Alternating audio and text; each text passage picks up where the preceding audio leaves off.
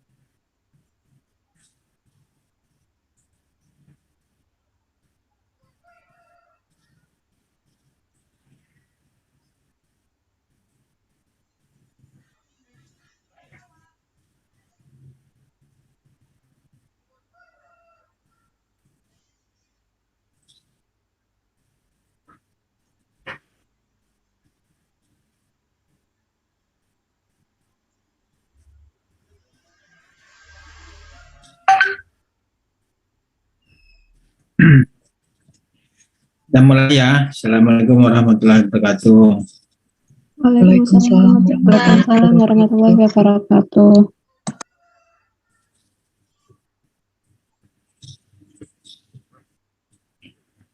Nah, pada pagi ini saya mau melanjutkan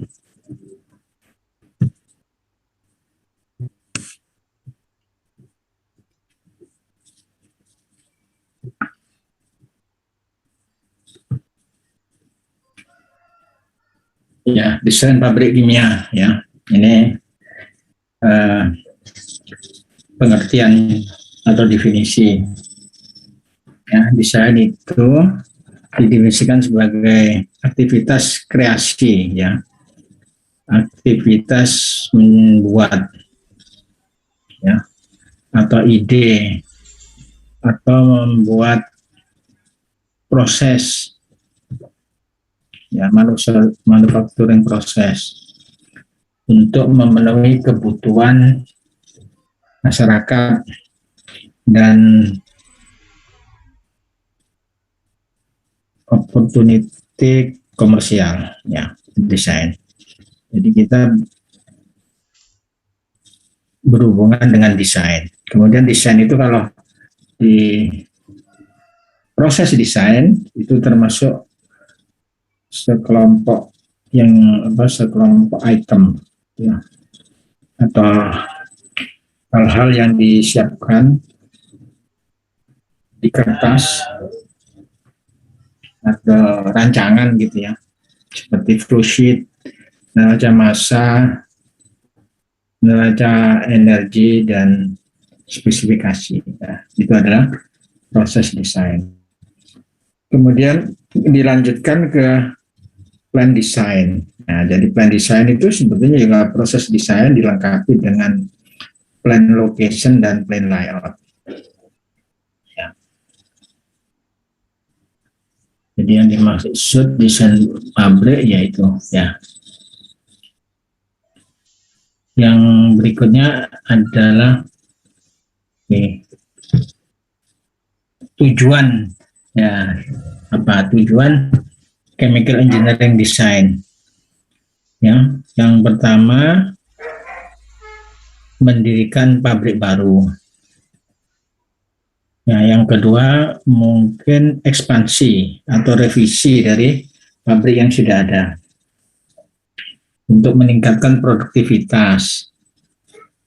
Kemudian yang ketiga, modifikasi existing plant, jadi modifikasi pabrik yang sudah ada untuk merubah produk atau cara produksinya, gitu ya. Itu tujuan chemical engineering design. Kemudian plan design stage, plan design stage ya, atau tahapan-tahapan dari plan design. Jadi yang pertama, mengenali kebutuhan sosial ekonomi, itu sebagai objektif desain. Jadi misalkan kita mau buat pabrik semen, misalkan, kenapa kita mau buat pabrik semen? Mungkin kebutuhan semen masih tinggi, sedangkan pabrik semen belum mencukupi, misalkan gitu. Ya. Atau pabrik gula, misalkan. Ya, gula kita masih impor, gitu ya. Walaupun sudah banyak pabrik gula, tapi gula masih impor. Ya. Nah, itu adalah kebutuhan ya. Jadi kita bisa mencari ya kebutuhan yang belum terpenuhi ya di dalam industri kimia. Misalkan kebutuhan H2SO4, kebutuhan asam nitrat misalkan ya. Nah, itu termasuk mengenali kebutuhan masyarakat. Ya, tahap pertama ya. Jadi kalau misalkan sudah ada ide, kemudian ide itu dituangkan ya, dikonsepsi ya, di apa ya, dirumuskan lah gitu ide. Kemudian tahap ketiga ada analisis ya, yang mana estimasi kasar untuk menentukan apakah ide itu secara teknis bisa diterima. Ya. Jadi artinya gini, misalkan saya mau buat pabrik gula gitu ya. Kalau pabrik gula kan umumnya dari tebu. Bagaimana kalau saya buat pabrik gula dari singkong misalnya? Ya, itu kita dari ide itu kita telusuri. Ya, apakah mungkin bang nggak buat gula dari singkong? Terus, apakah sudah ada pilot plan-nya? Ya. Apakah perlu tahapan penelitian, pilot plan, ya, laboratory study, ya, atau pekerjaan yang lain, ya. Jadi ada satu proses pendirian pabrik itu ada yang langsung dari skala laboratorium langsung gitu ke pabrik. Nah, tapi ini risiko ya. Nah, biasanya lewat pabrik kecil dulu ya, pabrik kecil yang kita kenal dengan pilot plant gitu. Kemudian tahap kalau sudah ide, sudah jelas, ini bisa detail design. Nah, detail design inilah yang saudara kerjakan nanti di tugas pradesain.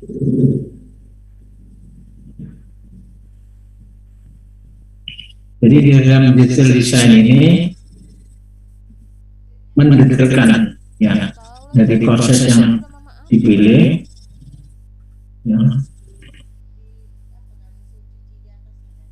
dan dianalisa secara ekonominya, diterima apa, bisa diterima apa tidak, bisa layak apa tidak. Jadi di desain pabrik ini ada dua, jadi kelayakan secara teknis dan kelayakan secara ekonomis.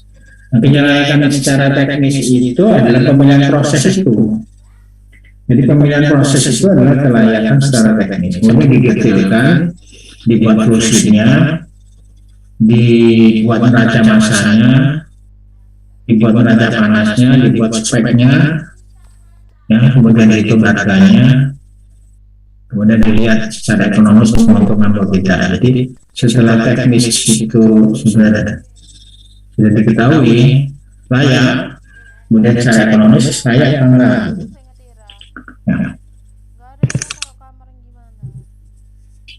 Nah, kemudian tahap 5 adalah pembangunannya dan pengoperasian atau startupnya. Tahap 6 pengoperasian akan menghasilkan produk yang menguntungkan. Jadi itu kira-kira tahapan yang paling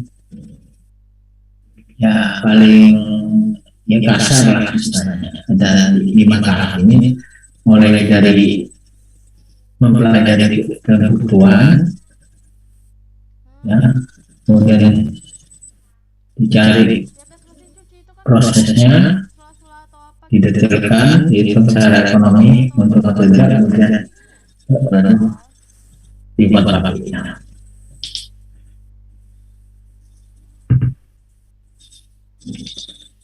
Kemudian tingkatan desain atau macam-macam desain. Jadi metode untuk melaksanakan project design dapat dibagi menjadi klasifikasi berikut, tergantung ketepatan atau kedetailan. Ya, jadi ada namanya preliminary atau quick estimate design. Jadi desain cepat istilahnya.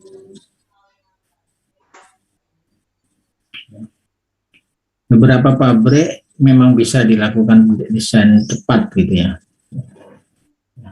Tapi untuk pabrik-pabrik yang kompleks itu tidak mudah ya.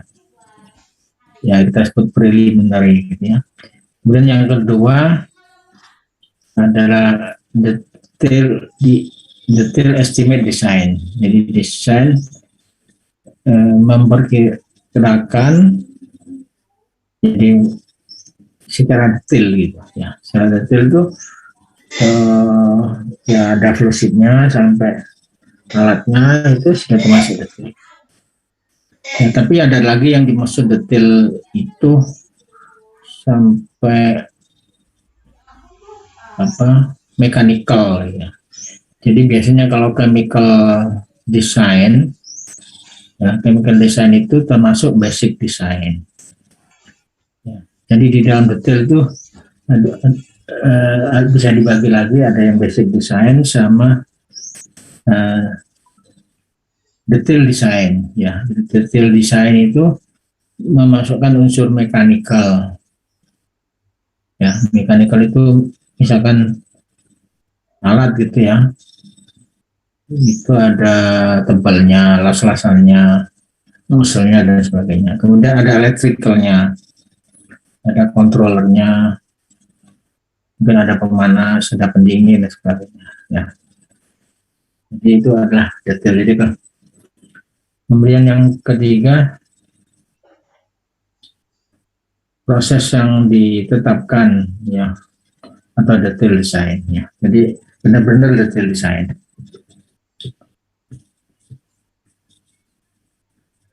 Nah, ini penjelasannya ya. Preliminary design are ordinarily used as basic for determining whether further work should be done on the proposed process.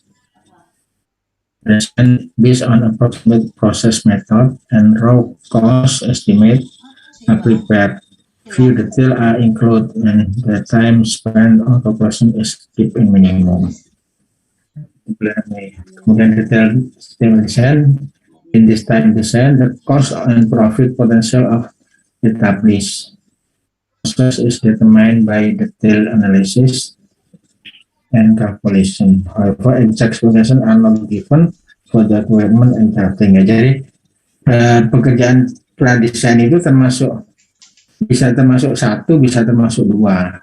Ya. Jadi kita sebenarnya lebih cenderung pada detail estimate design. Walaupun istilah kita masih disebut pradesain, jadi pradesain itu sebenarnya preliminary design. Ya. Itu nak masuk ibukunya. Dirapi. Nah ini lagi. Ya, jadi faktor-faktor penting yang harus dipertimbangkan sebelum memasuki detail estimate design. Ya. Prosesnya atau maneuvering proses, material and energy balance, temperature and pressure range, raw material and product specification, yield, production rate and time cycle, material and construction, utility, and plant size. Ya. Kita teman-teman detail estimate design. Kemudian yang terakhir, proses desain adalah final step before developing construction plan. This process characterized with complete specification for all components of the plan, actual cost based on quoted price of the blueprint and sufficient information to permit. Jadi ini lebih komplit ya, artinya sudah betul-betul sudah diurus semuanya. Ya.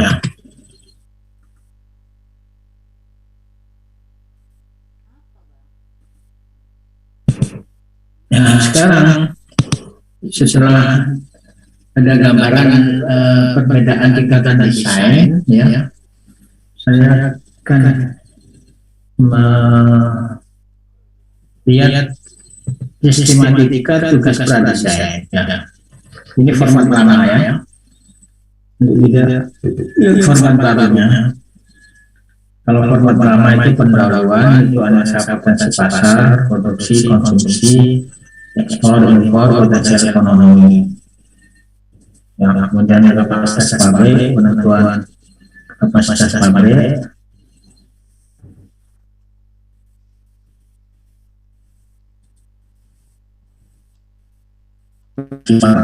kemudian ada proses. Macam-macam proses, kemudian proses. Kemudian proses, dan produksi. Macam masalah panas, spesifikasi peralatan, utilitas, struktur organisasi, dan analisis ekonomi. Ya. Itu format lama. Ya. Di format yang baru,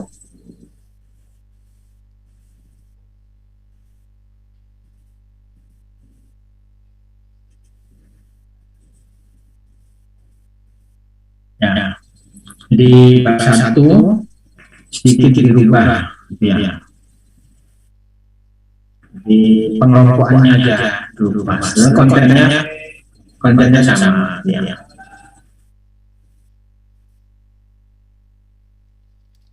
Jadi tinjauan pasar, ya, tinjauan pasar produk, ya. Maksudnya tinjauan pasar dari produk, maksudnya gitu. Tinjauan pasar dari produk itu misalkan mau buat pabrik gula, gitu. Bagaimana pasar gula? Ya, bagaimana produksi gula saat ini? Bagaimana konsumsi gula saat ini? Ya. Bagaimana ekspor, bagaimana impor, ya. Jadi dari data konsumsi, produksi, ya. Kalau data konsumsi lebih besar daripada data produksi, berarti apa kemungkinan impor, gitu ya? Kemungkinan impor.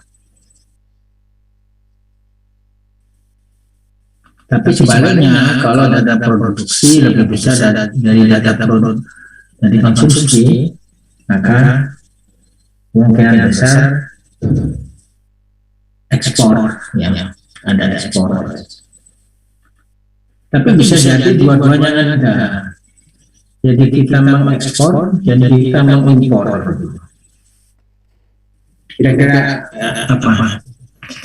Bisa terjadi seperti itu, kenapa?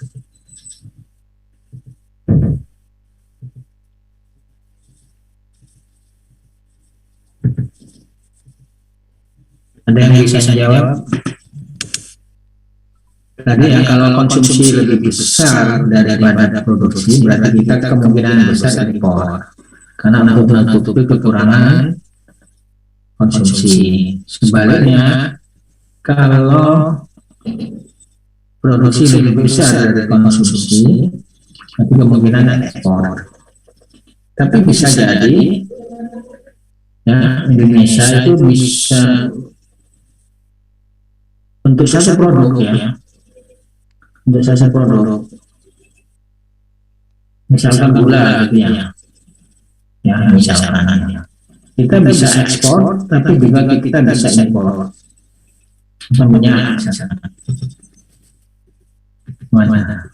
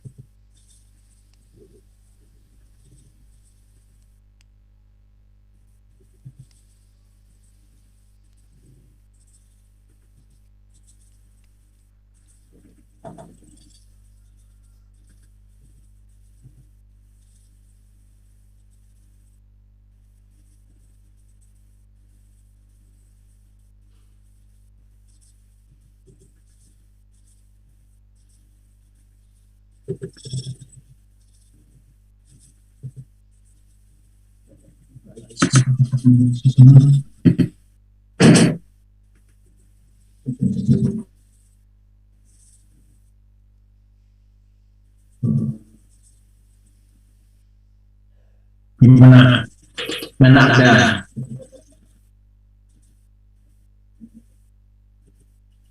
apabila ada satu produk kita impor tapi kita juga ekspor, itu kira-kira kenapa? Saya izin menjawab. Ya. Mungkin di produk yang di Indonesia itu masih kurang sesuai dengan kriteria yang diinginkan, jadi melakukan ekspor. Tapi untuk mengembalikan ekonomi, akhirnya yang produk itu sendiri diekspor kan. Ada punya contoh kita. Produk apa misalkan?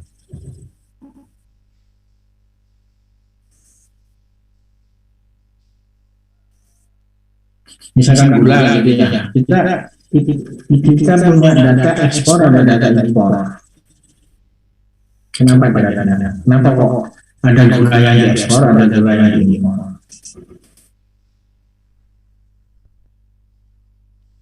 Kalau beras kita impor misalnya, ya, karena kurang sasaran proporsinya.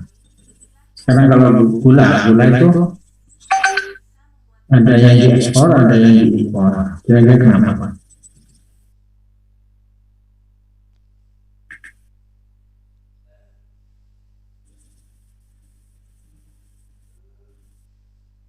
Jadi beda aspek gitu ya. Jadi produksi gula kita, misalkan KW1, ya, kita ekspor KW1, ya. Tapi kita impor gula premium. Gula premium itu di atas KW1. untuk hotel-hotel misalkan, untuk industri minuman tertentu seperti Coca-Cola misalkan, itu nggak mau menggunakan gula lokal ya. Jadi ada yang diimpor, ada yang diekspor. Makanya untuk melihat kebutuhan, kita harus pertama lihat produksi konsumsi, ada spesies pada ya, kemudian dia ekspor impor. Ya. Jadi ekspor impor itu kadang-kadang spesifik. Jadi di dalam analisis penentuan kapasitas itu harus lebih hati-hati sebenarnya ya. Jadi tidak hanya, sedangkan biasanya ya produksi ditambah impor, dikurangi konsumsi, kurangi ekspor biasanya kan begitu. Itu adalah seolah-olah kasar semua, atau kualitas produk sama semua.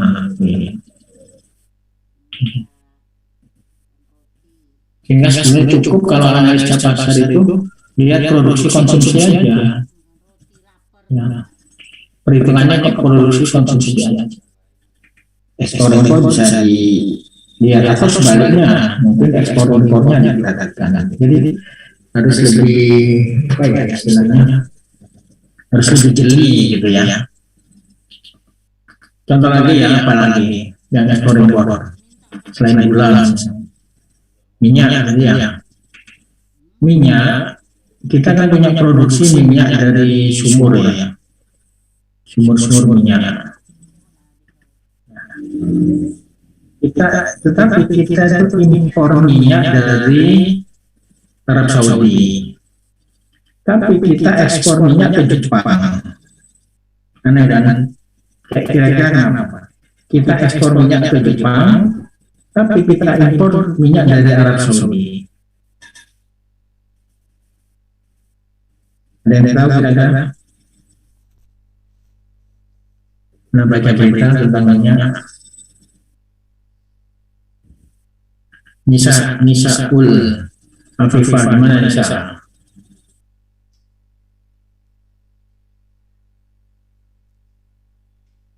Iya Pak. Ya, gimana? Kita itu mengimpor minyak dari Arab Saudi, tapi impor dari Arab Saudi, tapi ekspor di Jepang. Kira-kira apa? Kenapa?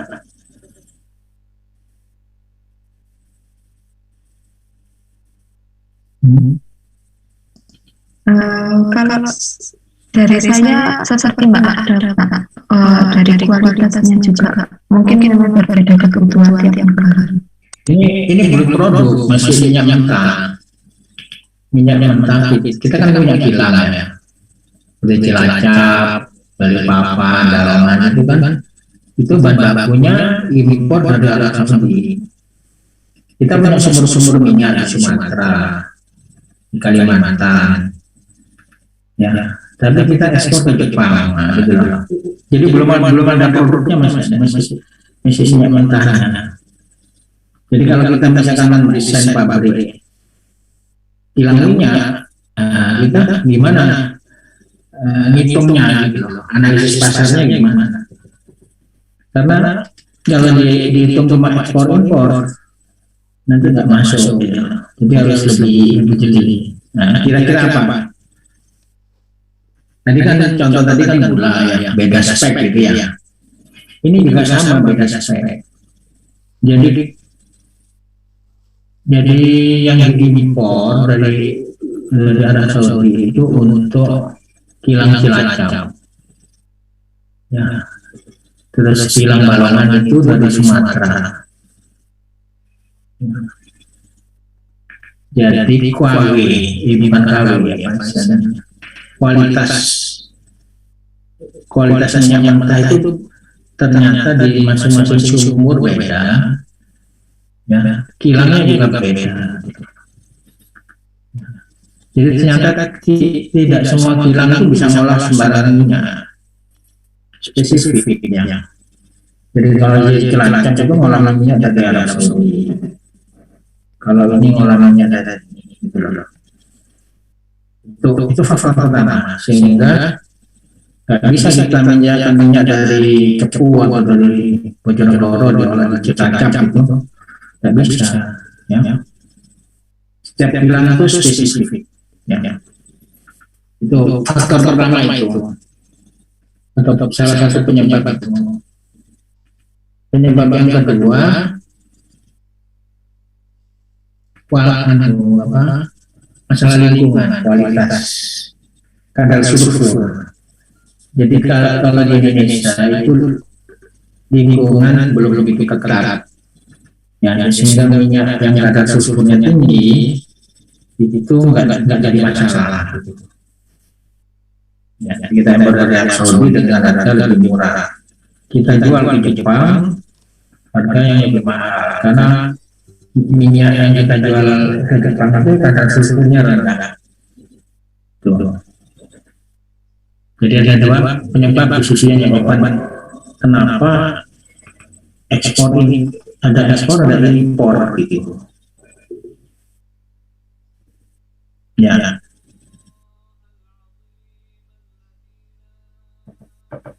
Ya, banyak yang lain seperti itu. Ya. Di minyak siri juga kita ekspor, tapi juga ada impor juga banyak.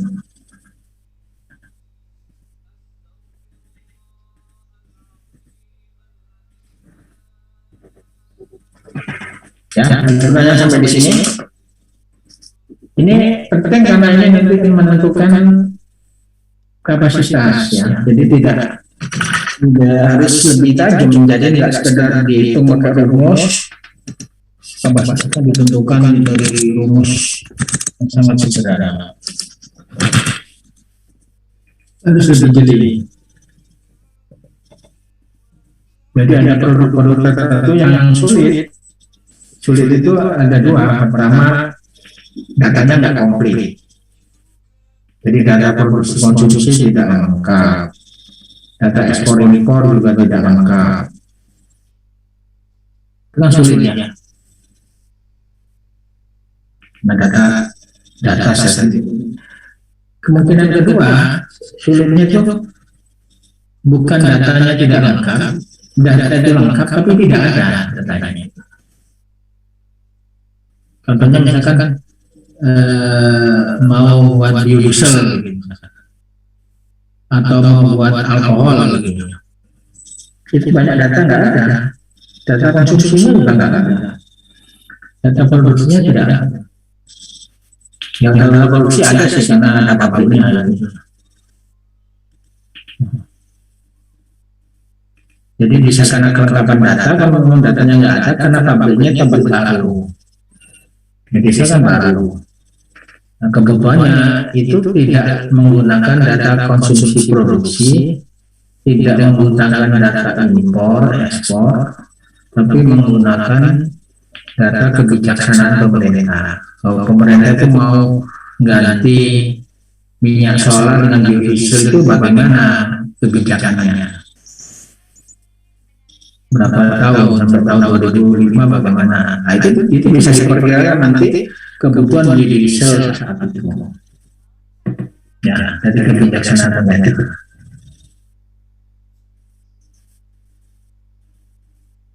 Ya, selanjutnya, jadi itu analisis pasar ya. Analisis pasar itu memang harus banyak informasi, jadi tidak bisa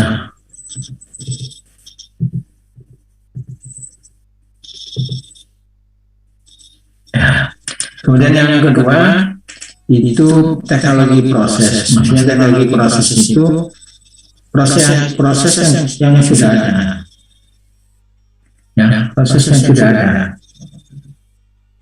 apa saja. Misalkan proses membuat gula, proses membuat semen, proses membuat ini itu yang sudah ada teknologinya. Misalkan semen ya ada proses kering, proses basah, proses mie kering, proses mie basah. Nah, kemudian pemilihan proses. Ya.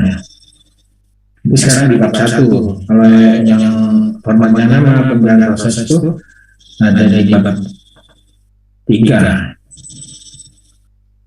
Ya. Ini ditarik ke atas, jadi dikaitkan dengan taskar. Kemudian yang kedua itu ketersediaan dan kualitas bahan baku. Artinya kalau misalkan kita mau membuat pupuk, apakah bahan bakunya tersedia? Ya. Kalau kamu tahu Petrokimia Gresik? Apa yang kerja praktek di Petrokimia Gresik? Saya tanya ya, produknya apa saja di situ? Produk utamanya itu ada urea, pupuk, kemudian iya Pak. Pupuknya kan pupuk urea, pupuk pupuk apa lagi? Pupuk ada itu Pak, Gibson juga ada. Pupuk fosfat, jangan ya. Ya. Sekarang kalau saya tanya ya, mulai pertama dari urea. Urea itu bahan bakunya dari apa?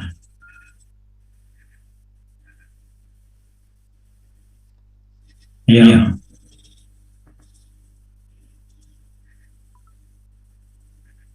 Kamu kerja bakti di bidang apa? Di bagian pupuk apa?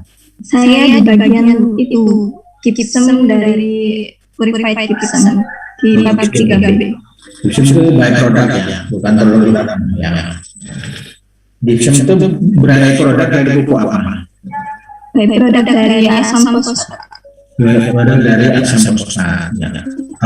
Pupuk fosfat ya. Iya. Pupuk fosfat. Nah sekarang kenapa mendirikan pabrik pupuk fosfat di Gresik? Apakah di Gresik ada bahan bakunya? Kebetulan di Petrokimia sendiri ada proses pembuatan asam fosfat. Jadi dari pabrik kelapa itu ya Pak, asam fosfatnya. Kemudian dari produksi itu ada side produknya yang kemudian dibuat di dalam pabrik 3B itu yang Gibson. Nah, saya ini ya, Petrokimia itu membuat asam fosfat itu dari bahan baku apa? Bahan bakunya apa? Ada lagi yang kerja praktek di Petro selain ada Odina kerja praktek di mana Odina? Ya Pak, Mau kerja praktek di mana? di Petro Pak. Nah, ya, di bagian apa Pak?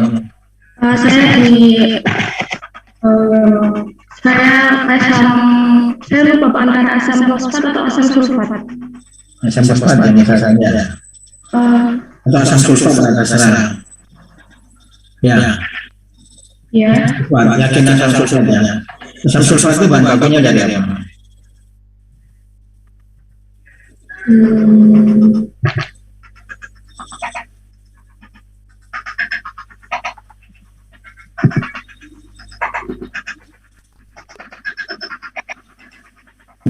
Dari unsurnya ya. Asam sulfat. Dari apa? Bahan bakunya.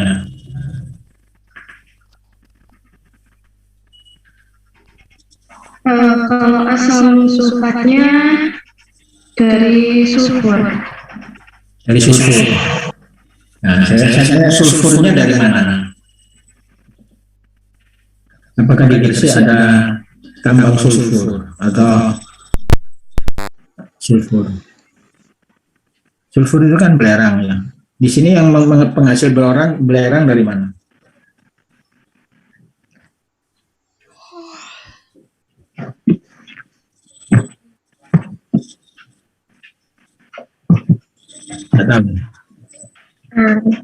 Nggak tahu Pak.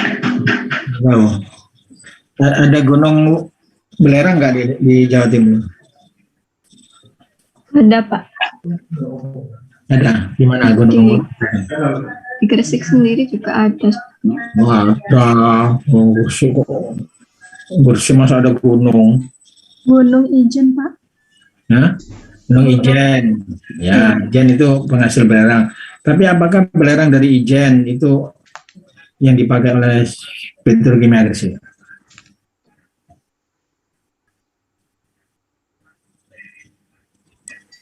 Kalau Petro setahu saya impor, ambil Nah, dari negara lain. impor ya. Ya. Jadi bahan bakunya impor. Belerang impor. Terus kenapa kok impor belerangnya? Kok nggak impor langsung asam sulfatnya? Siapa nggak rugi? Impornya jauh, tahu impornya dari mana belerangnya? Dan tahu. Tahu kan kamu mungkin kerja pakai nggak tanya kamu impornya belerang dari mana? Ya? Dari Kanada. Jauh sekali kan? Ya transportnya berapa dari Kanada? Terus fosfat tadi yang fosfat itu dari mana impornya? Jauh juga, dari Yordania, dari Aljazair, dari Maroko. Ya jauh-jauh. Tapi kenapa kok didirikan di Gresik gitu? Kok nggak didirikan di Aceh kan lebih dekat impornya dari sana gitu ya? Dan itu satu-satunya pabrik pupuk di Petro itu kan. Pabrik pupuk fosfat kan satu-satunya di Indonesia. Nggak ada lagi. Kalau urea banyak, ada Pusri, ada PKT, ada Kujang, banyak. Itu urea. Ya, kalau urea bahan bakunya tidak impor. Karena bahan bakunya urea dari apa? Ada yang tahu? Dari metan, Mbak. Iya, dari gas metan banyak kita kan ya. Ya, dari gas alam, nggak impor. Tapi yang fosfat, sulfat itu impor semua bahan bakunya. Jadi sulfat itu impor belerang dari Kanada, tapi sekarang sudah di stop, sudah nggak impor. Sekarang itu membuat asam sulfat tidak dari sulfur. Dari apa? Tidak dari belerang, tapi dari gas SO2. Gas SO2-nya itu dari buangannya pabrik smelter. Smelter itu kan ngolah biji tembaga. Tembaganya diambil, itu banyak buangan gas SO2. Gas SO2-nya itu disalurkan ke Petro, dioksidasi jadi asam sulfat. Ya, tadinya impor dari Kanada tadinya. Sekarang tinggal fosfat yang masih impor gitu ya. Ya. Jadi ini sekedar kasus ya, contoh. Kita untuk memahami kenapa pabrik itu didirikan. Ya. Jadi memang analisis pasar itu penting. Tapi tidak satu-satunya analisis pasar itu untuk mendirikan pabrik. Jadi kenapa waktu itu Presiden Soeharto mendirikan pabrik asam fosfat, pabrik pupuk fosfat di Petro, karena kebutuhan pupuk fosfat untuk petani. Ya, itu yang lebih diutamakan. Jadi disubsidi waktu itu. Itu visinya Presiden Soeharto sebenarnya untuk memajukan petani Indonesia supaya swasembada beras. Jadi pupuknya itu disubsidi. Sehingga dulu sempat tercapai kayak yang istilah swasembada. Jadi beras Indonesia tidak pernah impor beras zaman Pak Harto dulu. Ya, sekarang sudah impor beras, kekurangan kita.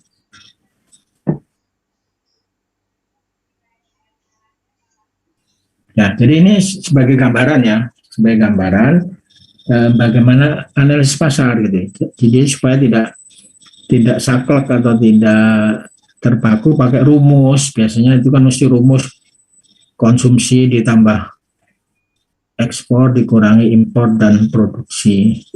Produksi ditambah impor sama dikurangi konsumsi dan ekspor gitu. Hanya itu. Padahal rumus itu salah sebetulnya. Ya, tidak 100% benar ya. Banyak salahnya rumus itu. Di dalam kenyataan itu tidak seperti itu. Tidak sesederhana itu gitu. Saya kasih contoh tadi mulai pupuk, minyak, biodiesel dan sebagainya itu nggak menggunakan rumus itu.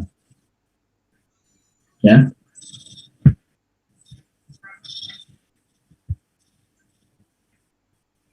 Ya, saya lanjutkan ya.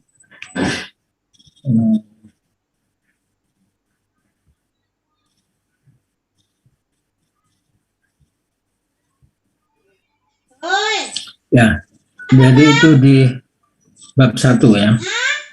Kemudian di bab 2, tadi sudah bab 2 ya, ketersediaan dan kualitas bahan produk yang sudah kita diskusikan. Nah, itu termasuk kapasitas. Nah, kapasitas nanti ya. Jadi kapasitas itu bisa dipengaruhi ketersediaan bahan baku bisa dipengaruhi faktor konsumsi produksi tadi ya. Jadi faktor pasar mempengaruhi ya. Tapi bukan satu-satunya ya, nanti saya jelaskan. Kemudian ada lokasi dan ketersediaan lokasi maksudnya, dan ketersediaan airnya, listriknya dan sebagainya itu ya. Kemudian di bab 3 itu proses yang dipilih diuraikan dalam bentuk gambar yang kita sebut dengan diagram alir dan diuraikan dalam bentuk kata-kata yang disebut uraian proses. Ya, jadi uraian proses itu adalah narasi dari diagram alir. Ya.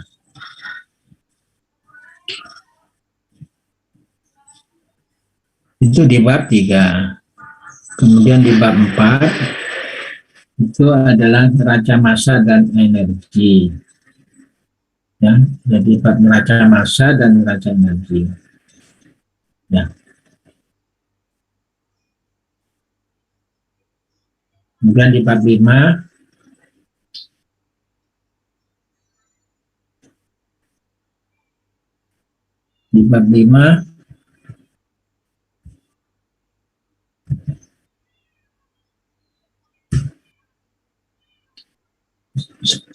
spesifikasi alat,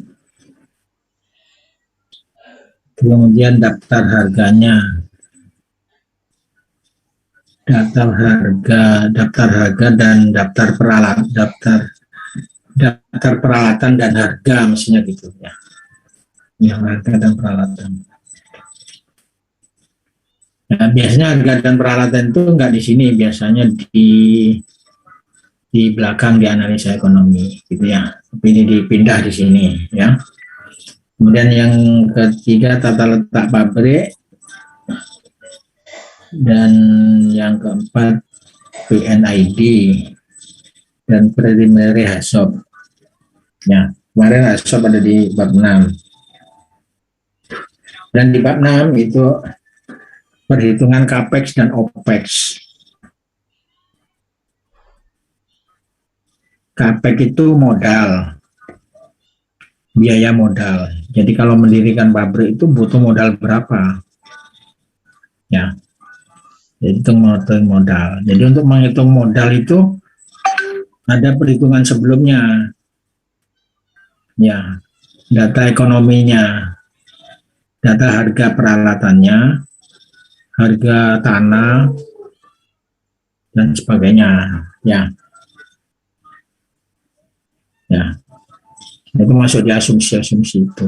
CAPEX. Sedangkan OPEX itu adalah operation expenditure. X itu kan pengeluaran gitu ya, pengeluaran operasi. Kalau CAPEX capital expenditure ya, pengeluaran untuk modal. Sebetulnya istilah ini nggak pas sebetulnya, tapi nggak apa-apa lah.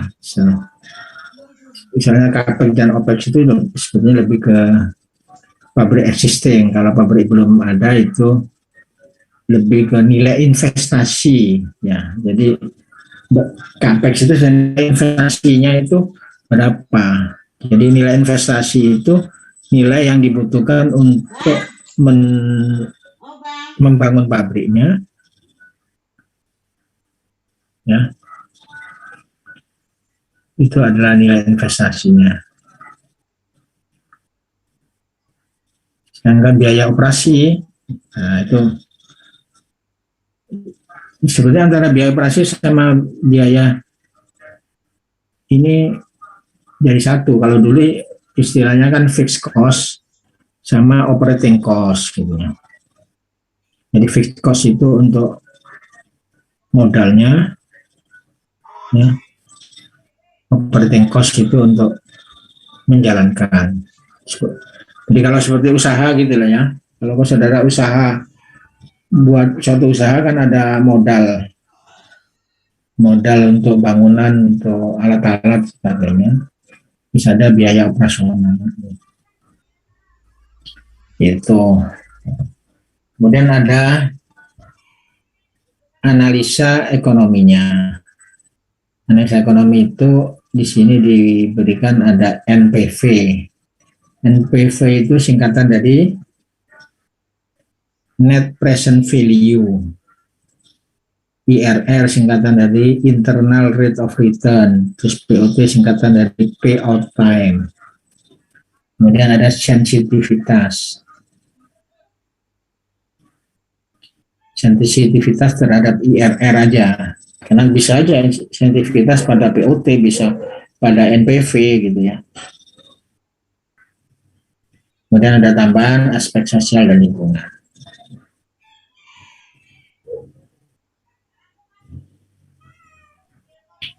Nah, di sini unsur manajemen mungkin tidak tahu dimasukkan di mana manajemen itu, karena di manajemen itu ada struktur organisasi.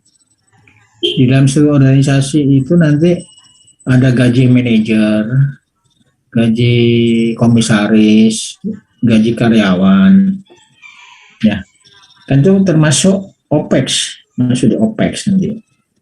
Gaji. Nah, gaji itu tergantung pada struktur organisasinya, berapa jumlah manajernya, berapa jumlah karyawannya, dan berapa besaran gajinya, gitu ya.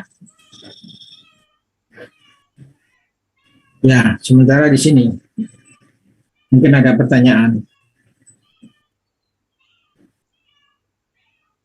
Kalau nggak tanya, saya yang tanya. Iya Pak, izin bertanya. Ya. Yang tadi pada bab 1 pada pemilihan proses dengan yang di bab 3 proses yang dipilih itu bedanya di mana ya Pak? Kalau pemilihan proses itu kamu proses alternatif, proses-proses yang ada. Ya, misalkan buat asam sulfat, ada berapa proses untuk buat asam? Ada proses kamar timbal, ada proses kontak, ada proses ini ya, itu namanya proses. Macam-macamnya. Ya. Kemudian pemilihan proses yang di bab awal itu pertimbangannya. Jadi kenapa kamu memilih proses ini? Ya. Jadi ada pertimbangan dari bakunya, pertimbangan dari konversinya, pertimbangan dari lingkungan mungkin, pertimbangan dari spek produk mungkin gitu. Ya. Kalau yang di bab 4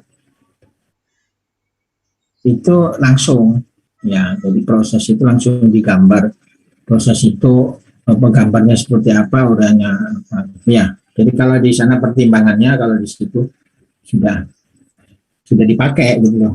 Ya, bedanya di situ. Ya. Baik, Pak. Terima kasih, Pak. Ada lagi? Pak, izin bertanya, Pak. Ya. Untuk penentuan kapasitasnya itu berdasarkan apa ya, Pak? Nah, tadi kan sudah saya singgung ya, kapasitas itu pertimbangan pertama dari data konsumsi dan produksi. Misalkan semen ya, produksinya misalkan 100 ton produksinya, tapi konsumsinya 150 ton. Kan berarti ada peluang untuk dirikan pabrik gitu ya. Peluangnya 50 ton ya per tahun. Apakah membuat pabrik sebesar 50 ton? Belum tentu. Harus ada pertimbangan lain. Mungkin cukup 20 ton. Mungkin 30 ton gitu ya. Tapi 50 ton itu sebagai peluang. Ya, kita dirikan pabrik. Jadi pertimbangan pertama dari data produksi konsumsi. Kalau mau ditambah lagi ekspor impor. Ya. Tapi data ekspor impor kadang-kadang ngacau ya. Ya, ngaconya bisa karena datanya yang nggak benar, datanya tidak valid, bisa ngaconya itu tadi ada hal yang kita tidak tahu, ya, karena mungkin kualitasnya yang diimpor sama kualitas yang diekspor beda, gitu ya, spek beda. Apa sayang? Nah, jadi itu pertimbangan dari pasar. Pertimbangan kedua, kebijakan pemerintah. Ya. Pertimbangan ketiga, kapasitas optimal dari satu pabrik. Nah, jadi misalkan peluang kapasitas 50 ton. Kita lihat pabrik rata-rata di Indonesia kapasitasnya berapa. Kalau di situ 25 ton ya, kita buatnya 25 ton. Nggak usah buat pabrik 50 ton. Jadi kita itu mendirikan pabrik tidak untuk memenuhi selisih konsumsi produksi, tidak. Ya. Tidak harus semuanya diambil. Ya. Kita harus sesuaikan. Kenapa? Kalau kita buat pabrik sebesar itu nanti bisa tidak ekonomis. Atau sebaliknya. Ya. Ternyata produksi kapasitas pabrik itu lebih tinggi dari 50 ton misalkan. Ya kita bisa terpaksa misalkan harus buat kapasitas 70 ton atau 80 ton gitu. Walaupun selisihnya tadi cuma 50 ton. Berarti sisanya kita persaingkan atau kita ekspor gitu. Ya, jadi ada faktor lain. Nanti saya tambahkan di berikutnya ya. Ya, baik Pak, terima kasih. Nah, saya lanjutkan. Di apendik atau lampiran ini ada neraca massa perhitungan, neraca panas, spek peralatan, analisa ekonomi. Ya. Ya, jadi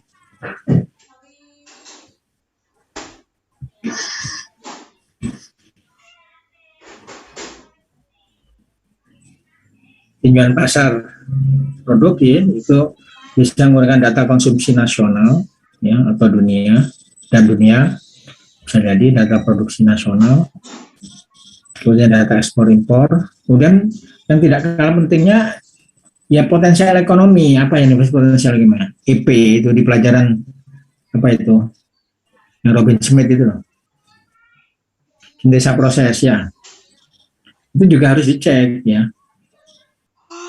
Misalkan bahan baku, saya contohkan tadi asam fosfat tadi yang petro itu belinya impor dari Jordania atau dari Maroko. Berapa belinya itu? Kalau dia jadi pupuk fosfat, itu jual berapa? Nah, dihitung kasar, ya per ton berapa? Kalau selisih yang harga produk dikurangi harga bahan baku. Kalau itu positif berarti ada potensial ekonomi gitu loh. Tapi kalau sudah negatif jangan dilanjutkan.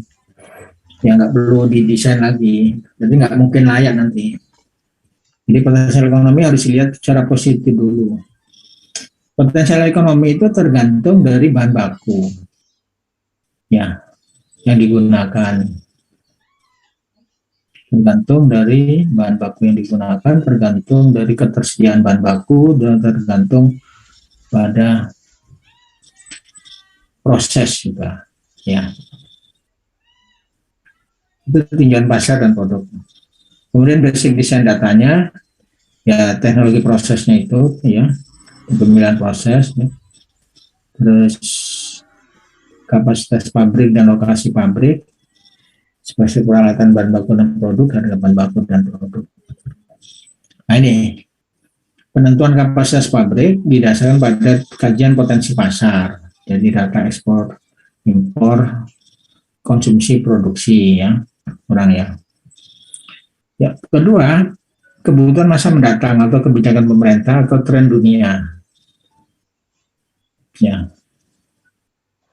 Kalau kebutuhan pemerintah sudah saya contohkan tadi, kalau misalkan biodiesel, terus pabrik alkohol itu juga bisa menjadi kebutuhan masa mendatang ya, karena trennya bahan bakar mau diganti sama bahan bakar yang nabati misalkan gitu ya. Tren dunia juga ya, pencinta lingkungan jadi menginginkan produk-produk yang ramah lingkungan misalkan. Ya, yang ketiga ini yang tidak kalah pentingnya, kapasitas pabrik rata-rata yang paling efisien. Ya, jadi jangan menggunakan kapasitas produk itu langsung dari pasar, dari potensi pasar aja. Harus dilihat tadi ya, kebijakan pemerintah, kalau ada, kalau nggak ada berarti kapasitas pabrik rata-rata. Contohnya pabrik semen. Pabrik semen itu yang efisien di Indonesia itu antara 2 sampai 3 juta ton per tahun. Kamu coba lihat berapa kapasitas pabrik semen Gresik. Kapasitas pabrik semen Indonesia, semen Tonasa, semen mana lagi? Semen Indosemen. Itu rata-rata segitu. Kalau misalkan mau kapasitas perusahaan bisa lebih besar ya, kapasitas perusahaan bisa 10 juta. Tapi itu pabriknya ada 2, ada 3, ada 4 gitu. Di Tonasa itu ada 5, semen Gresik ada 6. Ya. Jadi karena tugas saudara itu membuat pradesain pabrik, bukan membuat perusahaan. Ya. Bukan membuat perusahaannya, tapi pabriknya. Jadi harus disesuaikan. Pabrik CPO misalkan, itu yang umum itu antara 30-60 ton. Ya, jangan membuat pabrik yang lebih kecil dan jangan membuat pabrik yang terlalu besar. Semen juga gitu, itu tiap negara tidak sama. Kalau di Cina, pabrik semen itu rata-rata paling kecil 10 juta ton. Paling kecil. Ya, bahkan ada yang sampai 20 juta ton. Ya, di Cina. Di Indonesia itu yang sudah paling bagus. Di India malah lebih kecil pabriknya, di bawah 1 juta ton.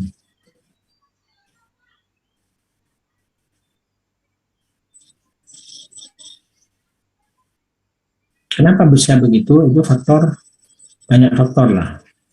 Bisa karena ketersediaan bahan baku, bisa karena kebutuhan gitu ya, macam-macam. Kadang-kadang sulit dijelaskan. Ya, tapi paling tidak saudara harus punya pembanding pabrik yang existing. Nah, jadi ikutilah pabrik yang existing. Jadi misalkan potensi pasar itu 50 ton, 5 juta ton misalkan. Ya, cuma bisa pabrik buat 3 juta ton aja, tak apa-apa. nanti bisa buat lagi satu lagi gitu. Pabrik gula ya, gula tebu itu antara 5.000 sampai 6.000.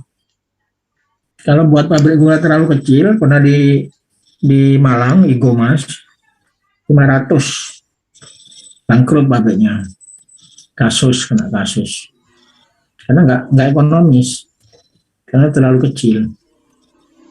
Kalau terlalu besar, 10.000 TCD, nggak ada bahan bakunya, tambah bangkrut lagi nanti. Ya, jadi terlalu besar itu tidak ekonomis, terlalu kecil juga tidak ekonomis. Ya, ada pertanyaan sampai di sini?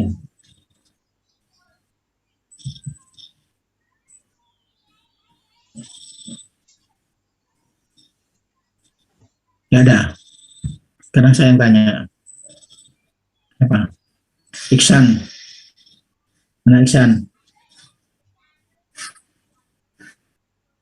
Iksan? Harid?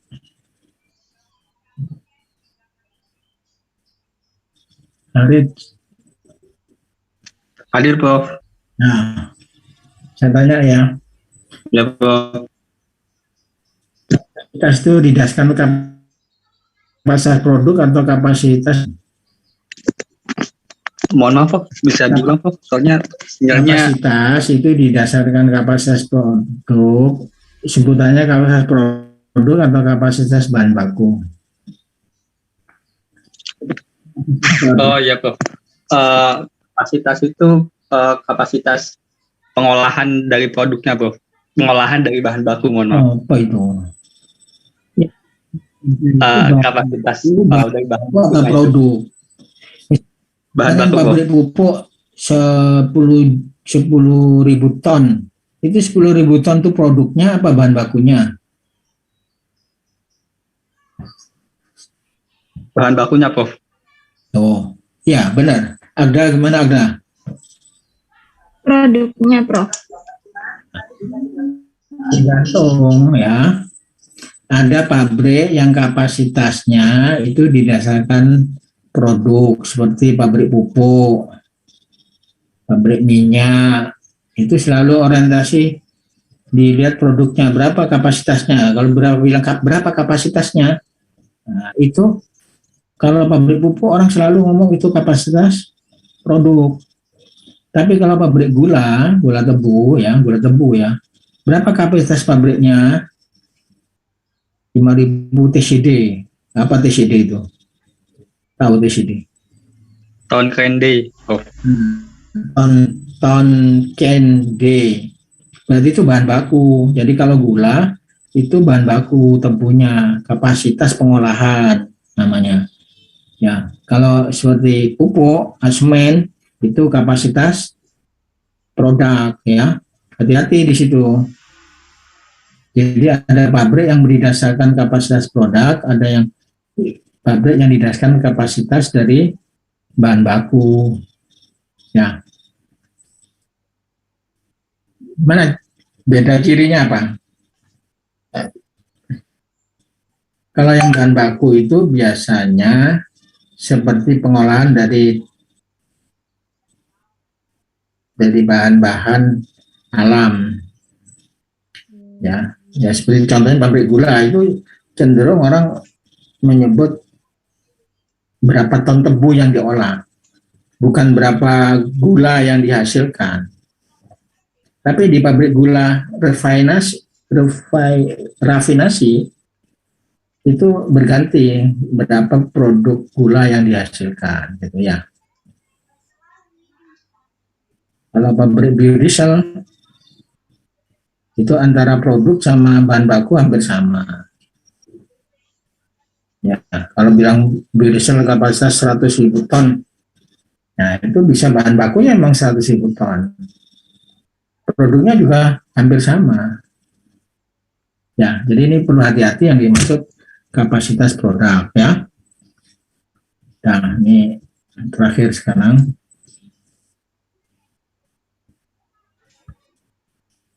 Kapasitas terus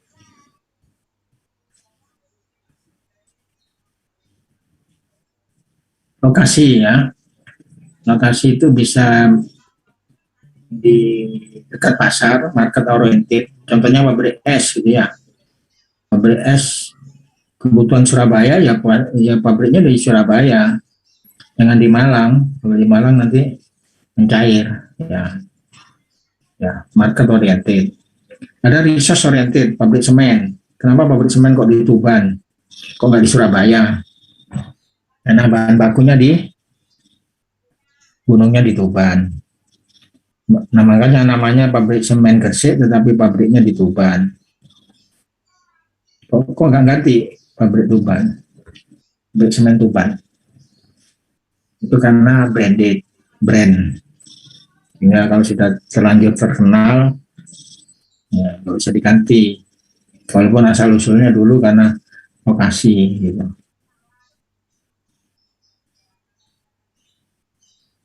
Kemudian labor oriented seperti pabrik rokok yang lama, ya. Jadi di mana banyak karyawan, seperti di Surabaya itu ada pabrik rokok karena di Surabaya banyak tenaga kerja labor. Energi intensif, di mana ada energi intensif, pembangkitnya besar. Nanti pabrik semen itu energi intensif, butuh energi besar.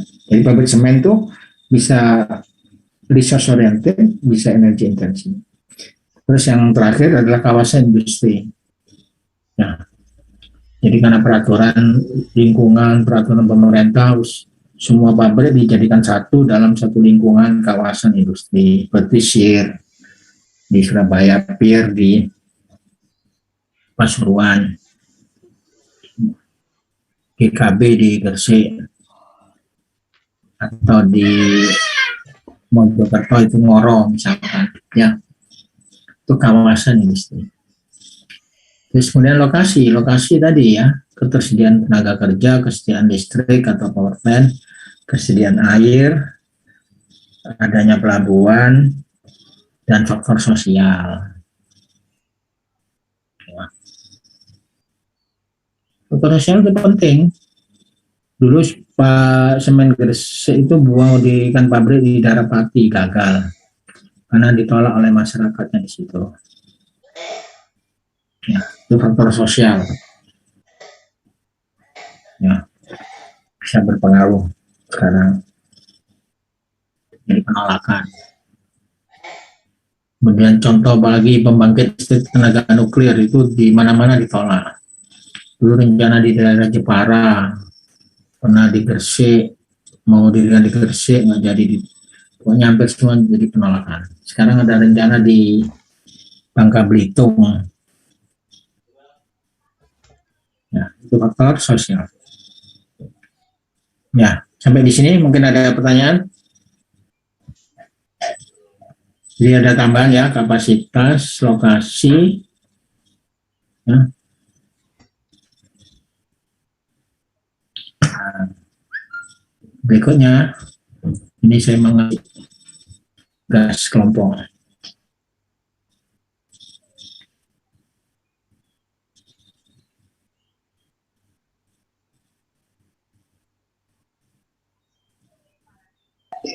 Prof, saya izin bertanya.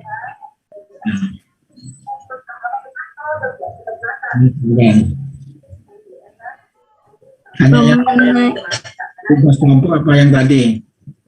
Yang tadi lokasi pabrik. Oh, yang lokasi. Ya. Mengenai pembuatan plan design ini, apakah pelabuhan ini memang harus wajib termasuk dalam pertimbangan menentukan lokasi pabrik, atau bisa digantikan dengan alternatif lain mungkin, Prof? Ya, dimasukkan itu misalkan ya, pelabuhan belum ada, tidak apa-apa, nanti akan dibangun pelabuhan gitu loh. Tapi harus dimasukkan pertimbangan. Belum ada jalan misalkan, nanti akan dibangun jalan gitu. Karena pelabuhan itu penting untuk produk maupun bahan baku. Ya. Jadi mendatangkan bahan baku atau menyebar produk. Ya, pelabuhan, jalan itu harus jadi pertimbangan. Jadi kalau lokasinya dekat dengan pantai gitu, berarti nggak ada masalah, di situ bisa ada pelabuhan. Tapi kalau bahan bakunya impor, produknya nanti mau disampaikan di mana-mana, dibuat di pedalaman, ya pedalaman Kalimantan gitu, kan nggak mungkin, nggak mungkin layak nanti, jadi tidak layak. Ya, jadi pelabuhan itu jadi penting. Jadi pelabuhan sama power plant itu penting. Power plant misalkan ya, buat pabrik di Papua gitu, nggak ada power plantnya di situ. Jadi kalau mau bangun pabrik di sana harus menyediakan power plant, bangun power plantnya. Ya. Di Papua itu ya, saya ambil contoh satu kota besar kedua di Papua, Manokwari. Ya, itu pembangkit listriknya pakai genset, Mas ya. Kapasitasnya cuma 20 megawatt, separuhnya dari pabrik semen. Itu satu kota itu. Jadi kecil, kalau mau bikin pabrik semen nggak bisa, semen butuh 40 megawatt. Dia baru pakai genset. Genset berapa, 10 atau berapa. Ya. Itu ya. Ada lagi? Baik, Prof. Terima kasih. Nah, ini pembagiannya kelompoknya ada 10 ya. Kan ada 30 orang ya ini ya. 29 atau 30? 29, Prof. Ya, 29. kita bawa kelompok 1 itu 3 ya, diurut absen ya. Kelompok 2 itu urut absen ya, nomor 4 sampai 6. Nah, nanti kelompok 10 cuma 2 orang, nggak apa-apa. Karena analisa ekonomi kan gampang.